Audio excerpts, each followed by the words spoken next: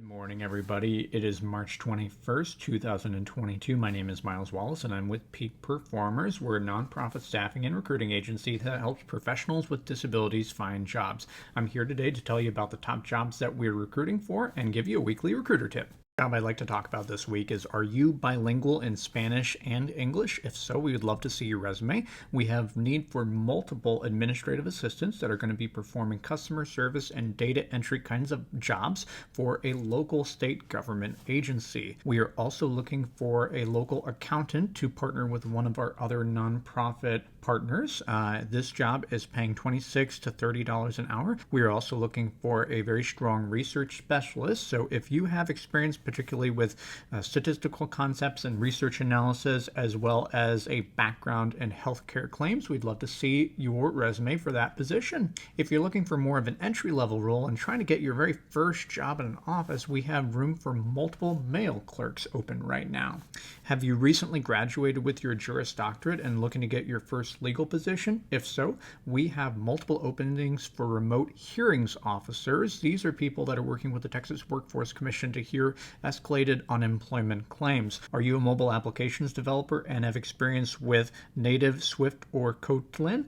We'd love to see your resume for a mobile applications developer opportunity. And finally, Peak Performers is still recruiting for multiple different talent placement specialists, aka recruiters. So if you're passionate about helping professionals with disabilities find jobs and you have a background in recruiting and a desire to help people, we'd love to check out your resume for this Austin position.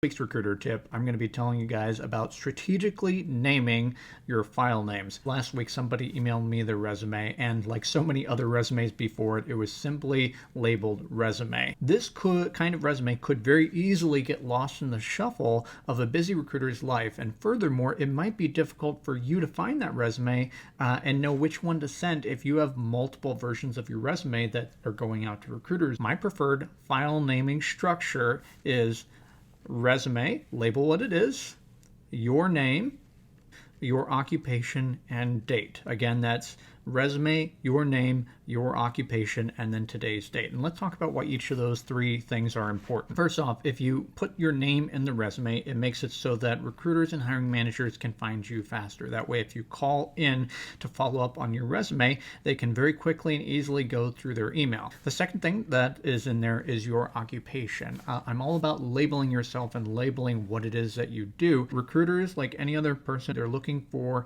the obvious matches. So if you label yourself as an accountant when applying for an accountant job, we're much more likely to consider you and already kind of pre-qualify you for that position. Furthermore, if you have experience, say for example, as both an accountant and a financial analyst, and you're applying for two different kinds of roles, it would be helpful for you to have both of your different resumes labeled differently so you can make sure that you're sending the right resume to the right job. And the final bit right there is to include the date. Realistically, you should probably be updating and changing your resume for just about every single job that you apply for, and that means that you have tons of different resumes running around out there and tons of different versions. So if you quickly stick in the date, you can know that you're sending them the most recent one. That's it for this week. Thanks so much for tuning in. Again, this is Miles from Peak Performers. See you later.